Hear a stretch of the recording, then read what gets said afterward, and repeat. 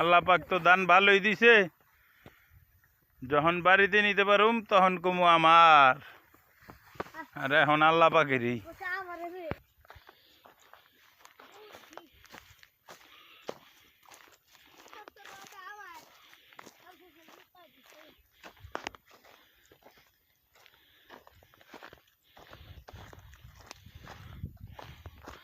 এবারকার বছরের প্রথম ধান কেটে নিয়ে যাচ্ছি।